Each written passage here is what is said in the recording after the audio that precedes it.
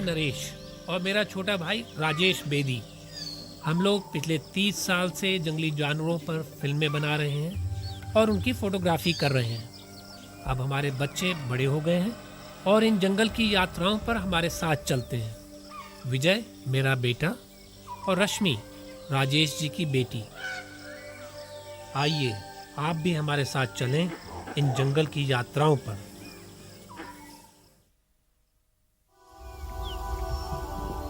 नीलगिरी थार सबसे बड़ा और दुर्लभ है और उसकी संख्या केवल 2000 है। दुनिया में थार की कुल 3 प्रजातियां हैं, हिमालय थार, नीलगिरी थार और अरबी थार। इनमें नीलगिरी थार सिर्फ दक्षिण भारत में पश्चिमी घाट के ऊपरी इलाकों में पाए जाते हैं। इस बार हम विजय और रश्मि के साथ चल रहे हैं केरल, इन्हीं नीलगिरी थारों की तलाश में। नारियल के पेड़ों की घनी कतारों और हरियाली से मालूम हो गया कि हम कोचीन पहुंचने ही वाले हैं। पश्चिमी घाट तक का रास्ता अब भी करीब 5 घंटे का था। इस यात्रा में हम चाय बागानों के बीच घुमावदार रास्तों से होते हुए गुजरे। यहाँ पहाड़ों के बीच दूर दूर तक सिर्फ चाय बागान दिखाई पड़ते हैं। ये इलाका कभी घने जंगलों से भरा हुआ था।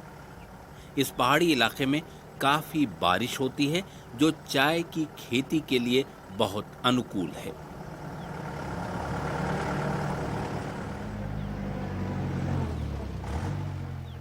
आखिरकार हम अरविकुलम नेशनल पार्क पहुंच ही गए।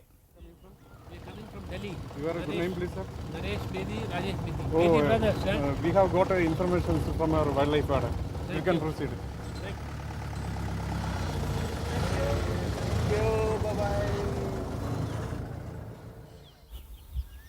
वेस्टर्न घाट दुनिया के ऐसे 12 प्रमुख क्षेत्रों में से है जहां तरह तरह के जीव जंतु पाए जाते हैं।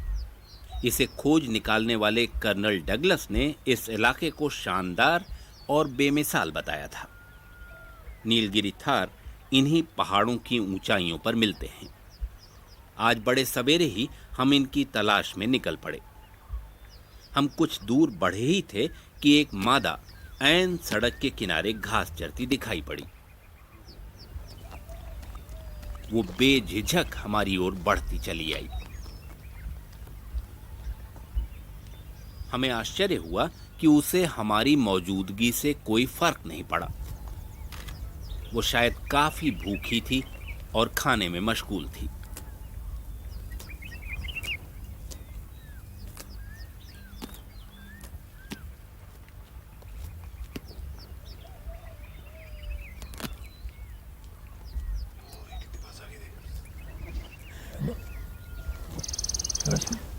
कितनी सुंदर आंखें देखो उसकी।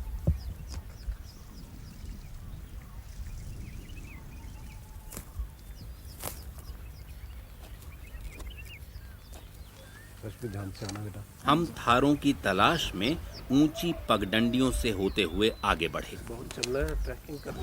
इन्हीं पहाड़ों में अरविकुलम नेशनल पार्क है, जो 37 वर्ग किलोमीटर में फैला हुआ है।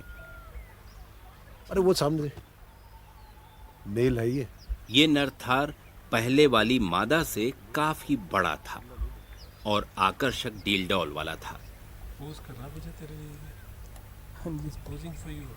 नर थार प्रायः झुंडों से बाहर अकेले रहा करता है। इक्का दुक्का थारों की जगह हमें तो इनके झुंडों की तलाश थी।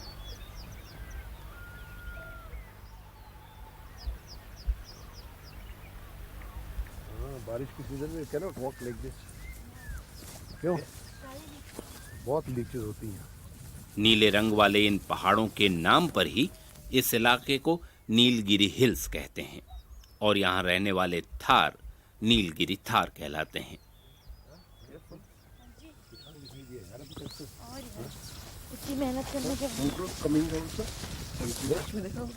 मादा और युवा थार झुंडों में तीखी ढलान वाली चट्टानों में रहना पसंद करते हैं, क्योंकि यहाँ उन्हें कोई खतरा महसूस नहीं होता। वे अपने तेज खुरों को जमाते हुए बड़ी आसानी से चट्टानों पर भाग दौड़ लेते हैं।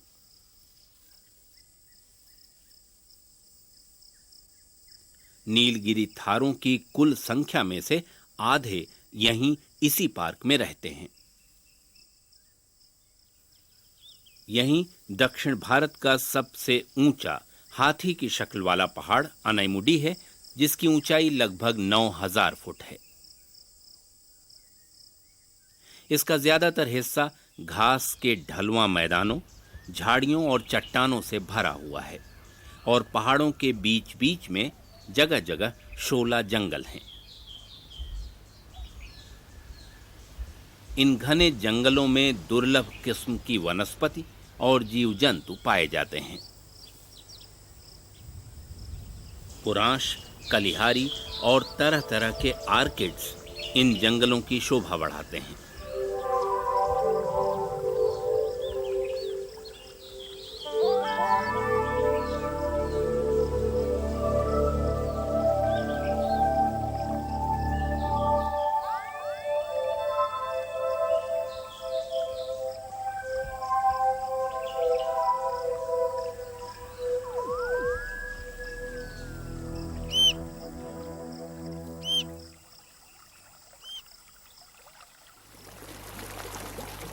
इन्हीं शोला वनों में पानी इकट्ठा होता है और वे जलाशय का काम करते हैं।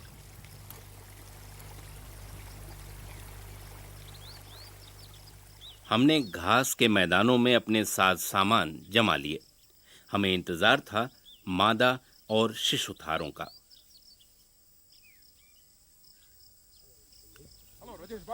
हेलो जी, मोहन जी, क्या खबर? नरेश जी से मिले आप? नरेश, अच्छे दफा देखो, बच्चे भी साथ में लाए हैं। This is my daughter, Rashmi. It's called Varayadu. Vara in Tamil means the cliffs, you know, and literally translated it means the goats that live in the cliffs. Varayadu, mountain goats in that. Yeah. अच्छा, इनके साथ बच्चे भी देखने को मिलेंगे? हाँ जरूर. The young ones of Taz are called kids. अच्छा. You know, this is a bird season, you know. So bird season starts around January 15th and continues till March and April first week. So there are a lot of young ones now, starting since a 1 month old one, 2 months old one. Yeah, you are bound to see them here. You know, this is their favorite area. जहां बाकी भेड़ बकरियां पहाड़ों की ठंडी जलवायु में पाई जाती हैं, वहां नीलगिरी थार दक्षिण भारत की गर्म जलवायु में रहा करते हैं। एक झुंड में औसतन 30 से 40 थार तक हो सकते हैं। सहवास के समय इनकी संख्या 100 से भी ज्यादा हो जाती है। हमने तय किया था कि आज का पूरा दिन हम थारों के बीच बिताएंगे। सुबह से शाम तक उनकी दिनचर्या को कैमरे में कैद करेंगे।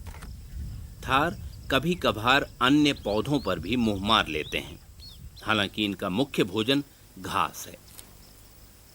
इनके सींग छोटे और घुमावदार होते हैं, जबकि जंगली भेड़ बकरियों के सींग घुमावदार होने के साथ ही बड़े आकार के और नुकीले हुआ करते हैं।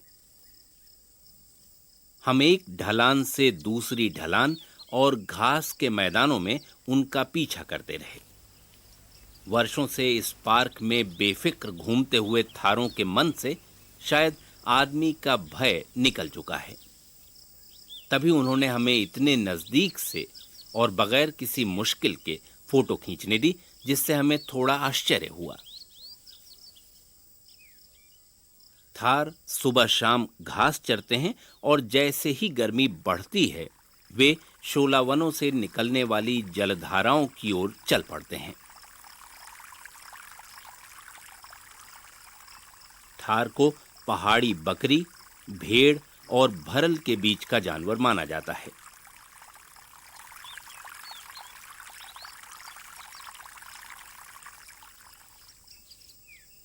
दिन की तेज गर्मी में थार आराम करते हैं। वे ऊँघते हुए जुगाली करते रहते हैं।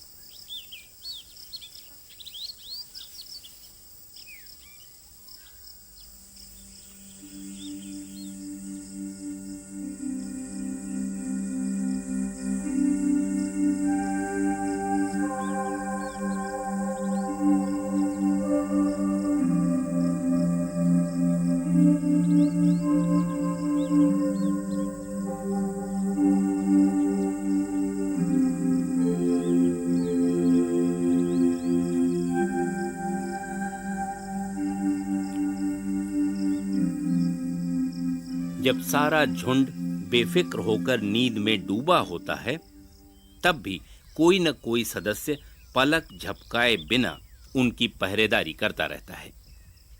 इस बड़े नर थार ने ऊंची चट्टान शायद इसलिए चुनी है कि वो आसपास के इलाकों पर निगाह रख सके। थारों को सबसे ज्यादा खतरा तेंदुए, बाघ और जंगली कुत्तों से होता है।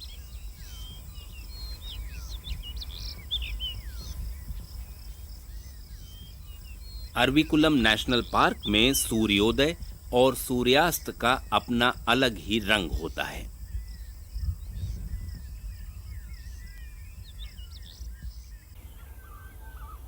नीलगिरी की मशहूर चाय दुनिया भर में निर्यात की जाती है। चाय बागानों में सुबह से ही चहल पहल शुरू हो जाती है। 2 पत्ती और 1 कली, पत्तियां तोड़ने का यही सिलसिला होता है। चाय की पत्तियां तोड़ने का काम मुख्यतः औरतें करती हैं। ब्रिटिश टाइम में उन लोगों ने यहाँ पे जंगल साफ कर करके ये सारे टी गार्डन्स यहाँ बनाए। इससे जानवरों कुछ ऐसा तो नहीं, जानवरों की बात नहीं। और अब क्या है कि चारों तरफ सेंचुरी के ये टी गार्डन्स हैं, और अंग्रेज़ों के टाइम में उन लोगों ने इनका खूब शिकार किया। अच्छा। और इसमें जो आपके मेल्स थे उनको मारते थे, उनका मीट खाते थे, और उनके जो हेड्स थे उसकी ट्रॉफी बनाते थे।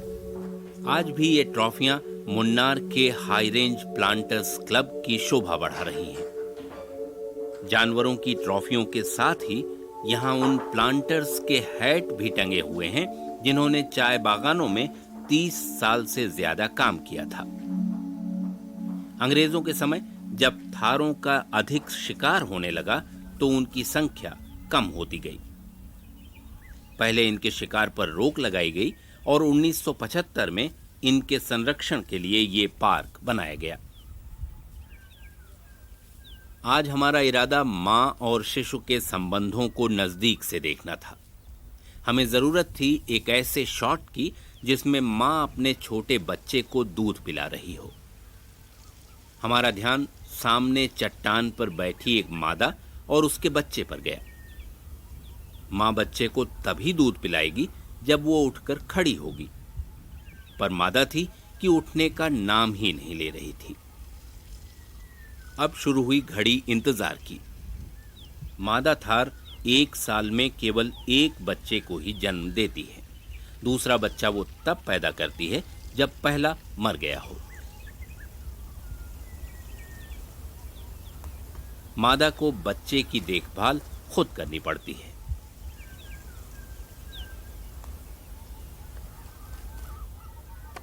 कोई 2 घंटे के इंतजार के बाद आखिर वो घड़ी आ ही गई।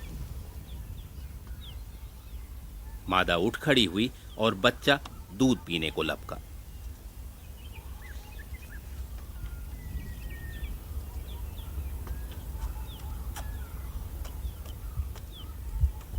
नीलगिरी मादा के 2 थन होते हैं, जबकि हिमालय मादा थार के 4 थन हुआ करते हैं। अरविकुलम नेशनल पार्क देश के सबसे साफ सुथरे पार्कों में से है। इस पार्क की एक बड़ी समस्या यहाँ पर भारी संख्या में आने वाले पर्यटकों से है, जिनसे जानवरों को परेशानी होती है और वातावरण भी दूषित होता है। I'm extremely happy that you have chosen to come as volunteers of this park. Our main problem is that it's a crowd. We get about 60,000 tourists per year. Most of them, they're not aware of the importance of the park. They just go around making noise, throwing litter around, and that's where I need your help, your cooperation. Okay. But what I want you to do is to go and tell Uncle, you shouldn't be doing this. Lightly. Yeah, you shouldn't be doing this. Like, you shouldn't disturb the animals. You shouldn't be throwing litter around, because it's a very highly endangered animal. Yeah. And we should preserve it for posterity also. We have the reputation of being one of the cleanest parks in India. Oh. Yeah, that's right. And let's make it the cleanest park in India. Okay?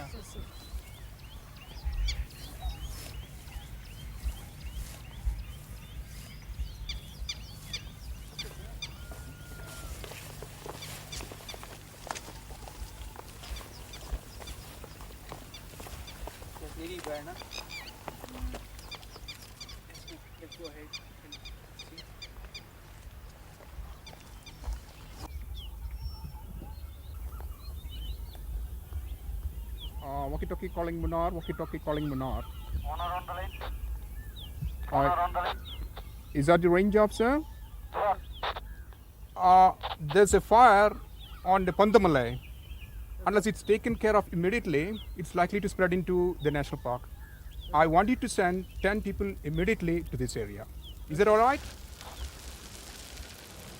गर्मियों में जब घास के मैदान सूख जाते हैं तो थारों के लिए आग का भयानक खतरा सामने आ जाता है। जब आग लगती है तो तेज हवाओं के साथ दूर दूर तक फैल जाती है। वन अधिकारियों के लिए ऐसी भयंकर आग पर काबू पाना काफी मुश्किल हो जाता है। यहाँ से चली, ऊपर से चली, यूं करके वहां तक आ गई, वो देखो ऊपर। आग कई दिनों तक भी लगी रह सकती है और काफी बड़े इलाके को जलाकर खत्म कर डालती है।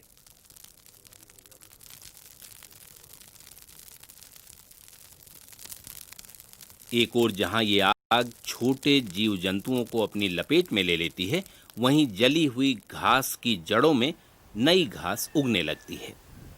इससे गर्मियों में भी थारों के लिए चारे की उतनी कमी नहीं रह जाती। तेज हवाओं के साथ दक्षिण पश्चिमी मानसून भी इस इलाके में पहुंच जाता है। मैदानों और पहाड़ियों पर हरियाली ही हरियाली नजर आती है। ऐसे में थारों को चारे के लिए भटकना नहीं पड़ता। बारिश और धुंध में वे दिन भर घास चरते रहते हैं।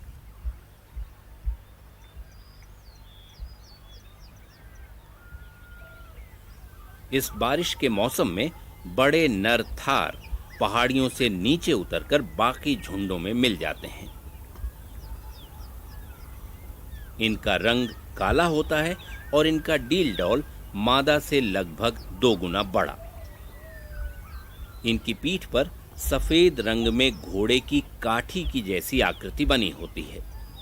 इसी के कारण इनको सैडल बैक्स भी कहते हैं। यही थारों की मेटिंग का भी मौसम होता है। इस समय नर मादा के आसपास रहने और उसे लुभाने की कोशिश करता है।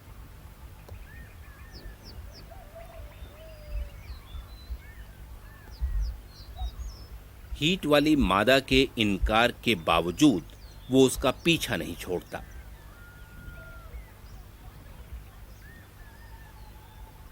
उधर युवा थार इनसे अलग अपने हमजोलियों के साथ लड़ते भिड़ते रहते हैं।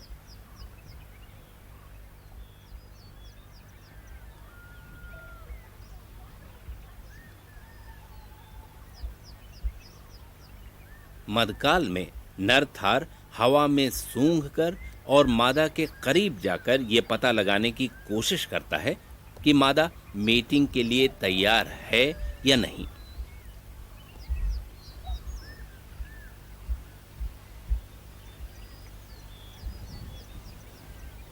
जब ऐसी मादा उसे मिल जाती है तो वो अपना ज्यादा से ज्यादा समय उसी के इर्द गिर्द गुजारता है। वो लगातार चौकस रहता है कि कोई दूसरा ताकतवर नर मादा को उससे छीन न ले।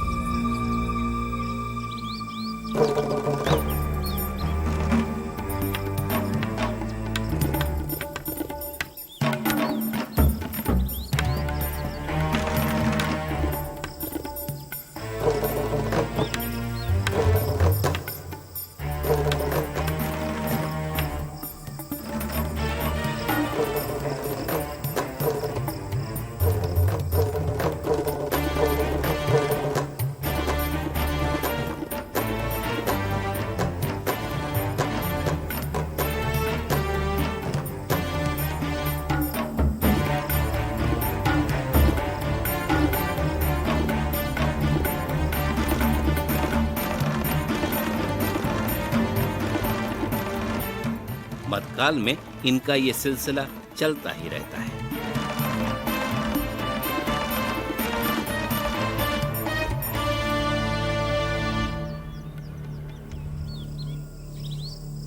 आखिर ताकतवर नर अपनी मादा पर अधिकार जमाने में कामयाब हो ही गया। 6 महीने बाद मादा थार अपने इकलौते बच्चे को जन्म देगी। इस खूबसूरत इलाके में नीलगिरी थारों की संख्या 500 से बढ़कर आज 1000 हो गई है। इनके संरक्षण के लिए अरविकुलम नेशनल पार्क का विस्तार करना और इसे मानवीय गतिविधियों से बचाए रखना जरूरी है। तभी इन दुर्लभ नीलगिरी थारों यानी वरैयाडू को बचाया जा सकेगा।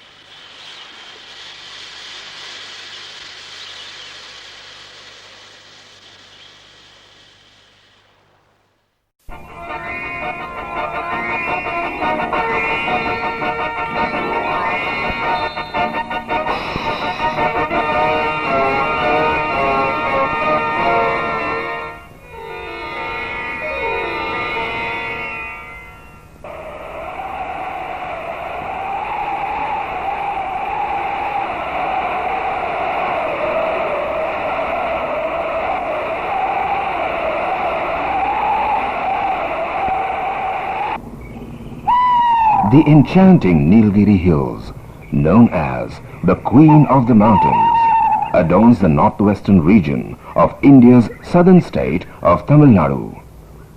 Touching the boundaries of the states of Kerala and Karnataka, the peaks of the Nilgiris are 7,500 feet tall, covering an area of 100 square miles.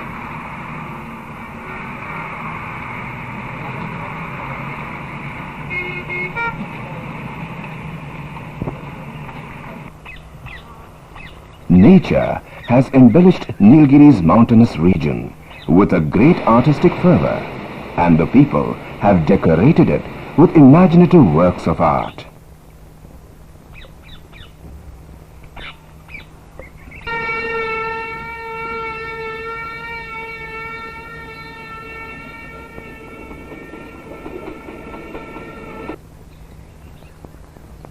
Ooty, the beautiful hill resort, is situated in this state, where the tourists can, even today, admire the bounties of nature. People visit this famous tourist resort throughout the year and fully enjoy its mountainous life. This is thick impenetrable forest region. Though uninhabitable, people have been living in these dense forests for many years. The tribals living here are known as Kurumbar and Irular clans, and the areas where they live are known as Tippakadu and Kargudi. Their population is approximately 7,000. Devoid of the ordinary facilities of life, they don't even know who they are. Empty and dried up bellies, inside a framework of bones, still trying to endure a smile. For these ignorant and helpless tribals, life is mere survival, without any meaning or purpose.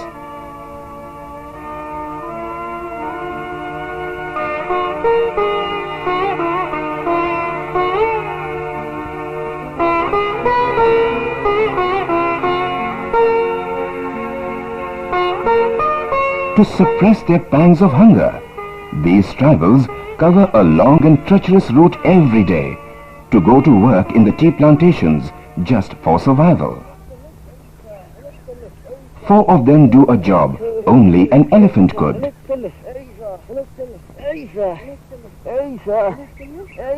There is no difference between men and women. The women also labor deep inside the forest. Some of them collect jackfruit, coffee beans and honey. Medicinal plants and herbs are also sought and carried by them to the nearby villages, along with utility articles made by them of bamboo. In the villages, all these are sold to earn a living.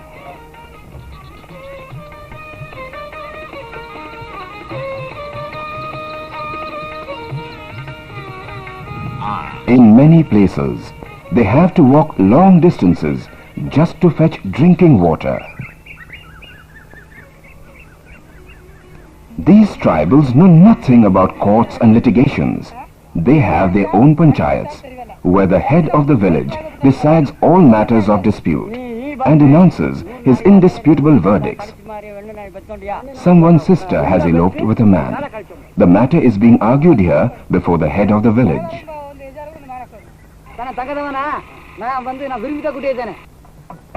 Singing and playing of instruments is their main occupation. They go and play music at other tribals' festivals and marriages. The bride and the groom are from different tribal areas. Marriage ceremonies are performed at the bride's residence.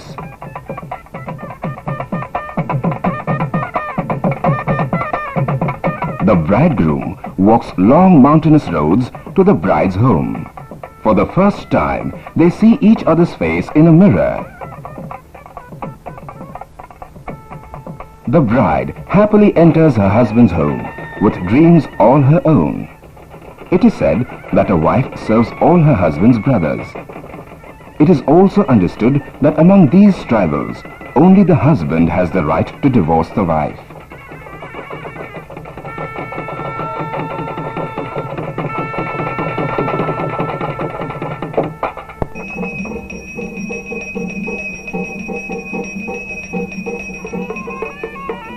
Firmly tied to the ancient traditions, these tribals leave no stone unturned in trying to please their family deities.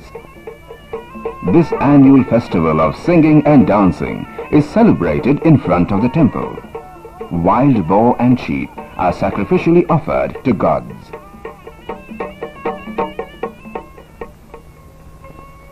The Irular tribe, which is considered to be the most primitive, lives in and around Kolikarai and Semanarai. Their population is about 4,000. They remind you of the Stone Age Homo sapiens. God only knows when these four walls of mud, called home, were built.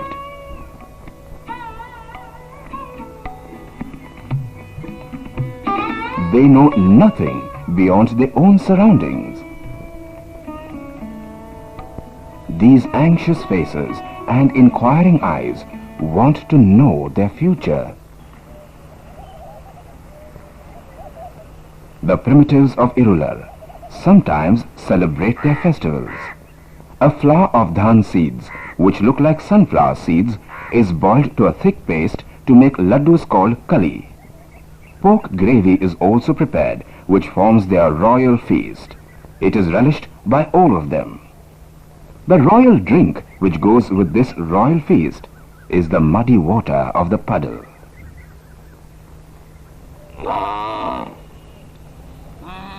Livestock breeding is the main business of the Irular tribe. Cows, buffaloes, bullocks, goats and sheep are reared. This is an exhibition of their handmade tools, weapons and household articles. This is a display of bisons and wild boars' heads and horns.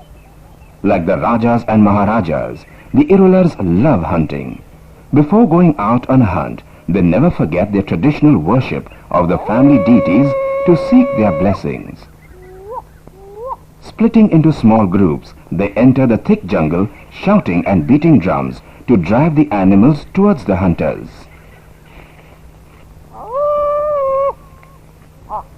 Imitating the sounds of domestic animals, they lure the wild animals. Deer, wildcat, squirrels, snakes, rats and wild boar are their easy prey.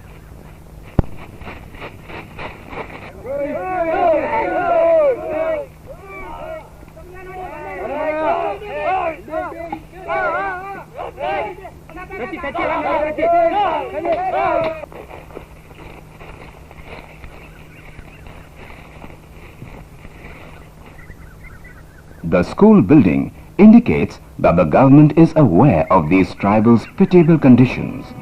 The school building is there, but without the students and not a single teacher. The census officials do enumerate and classify these tribals, but most of them are totally unaware of the election process, nor do they know who their local representative is. Now and then forest officials tour the area and try to help the tribals according to the development schemes and thus offer some encouragement to them. This is the Tribal Welfare Center. The officials here are devoted and duty-bound to take the tribals towards modernization. Possibly these officials are not able to perform their duties properly. The tribal's life continues to be the same drudgery. Obviously, the government's help does not reach them. The eyes of the Nilgiris tribals are full of dreams. Their eyes patiently look longingly at the government with hope and faith in their hearts. Will they ever be a part of this progressive world?